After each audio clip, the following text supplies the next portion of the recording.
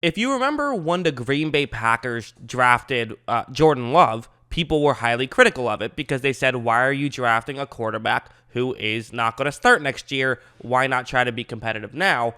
And then they did essentially the exact same thing with the very next selection they had, which was in the second round. They drafted A.J. Dillon, who's another, a player they liked. That's fine. But I think a lot of people were critical of, why are you getting a guy who isn't going to play much this year? Why not try to be good now?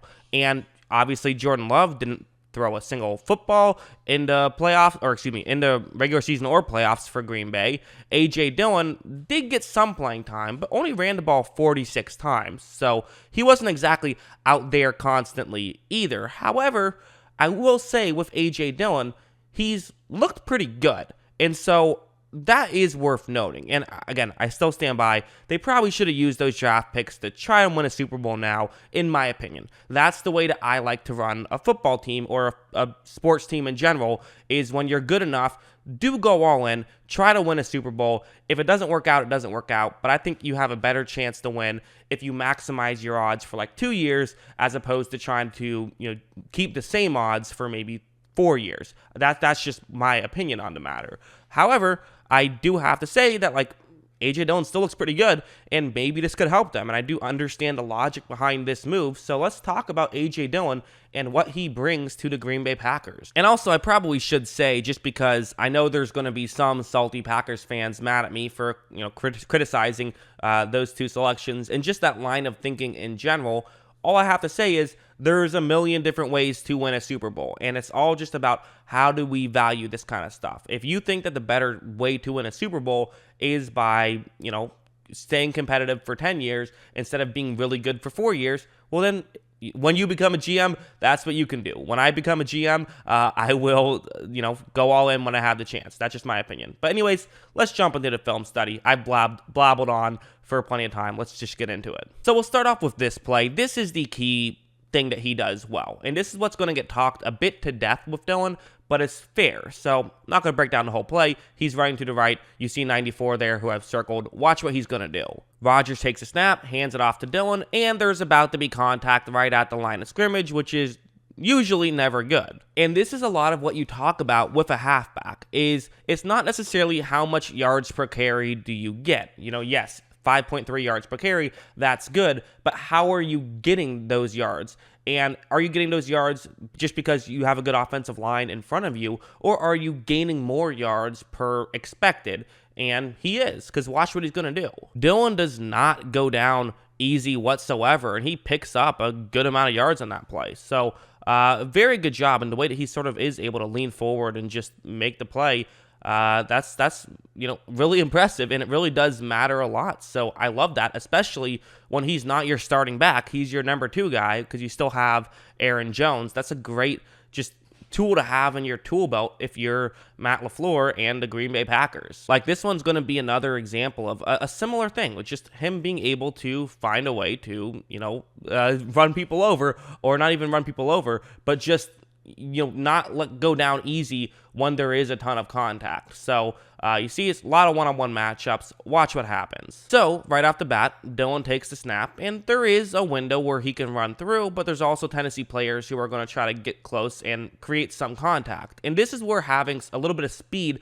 along with his power can really work, because he can get to the spot quick enough that guys can't create enough contact to bring him down. And as you see, that is exactly what happens. So again, he's the kind of guy where you can't bring him down just with a little bit of contact, and he can accelerate pretty quickly as well. So he doesn't have to just be running people over to get yards, but he's a tough guy to bring down, and that obviously matters in a lot of ways. On both these two plays, he gains more yards than your average running back off the streets would have. And now let's talk about a play like this, because this is a really key play in understanding Dillon as a player, I think, is that it's worth mentioning he is not just some guy who runs people over and that's all he does. He's not a fullback, right? Like, there are he's a running back for a reason. I know you see his giant thighs and think, okay, this guy is just someone who all he does is run people over.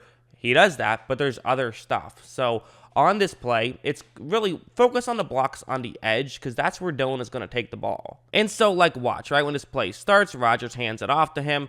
And now at this point, the closest unblocked man is trying to run over and get into the play. He's kind of the contained guy here, and Dillon wants to see if he can get by him. And again, I've talked about his power. If Dillon just wants to use the power, he probably could lower the shoulder, run over him, and gain a few yards, but that's not what he wants to do. He wants to gain more than just a few yards. Well, that's fine, but how do you do it?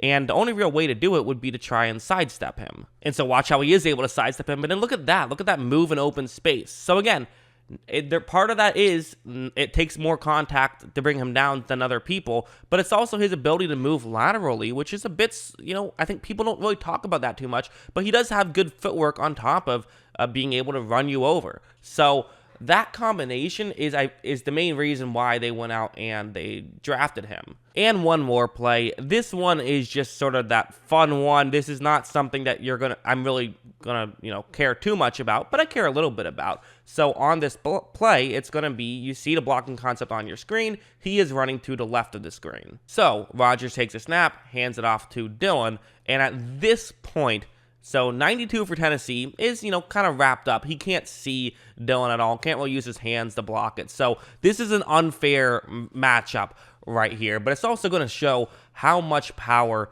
A.J. Dillon truly has. Watch this just absolute shot right there. I mean, that is a blow and then some. So, yeah, I mean, the guy has power. There's no denying that. It's not just he's someone who, he'll break a tackle here and there. Like, no, he's someone who you feel like you need to have two guys on all the time. And for LaFleur, who likes to sort of have a system where a lot of times, he wants to run play action. He wants to get you focused on the halfback. Well, Dillon's a halfback you focus on, and that's kind of the luxury of having him, and they really want to have multiple backs who you have to focus on. Obviously, Aaron Jones is the first guy, so having two guys like that, that helps in a big way. And I also think it's worth mentioning that, for one thing, I still believe, basically it's almost a third round pick because it's the 62nd pick overall. So while some people are going to sit here and say they should have drafted on a position of need, well, the reality is you're probably not going to get a great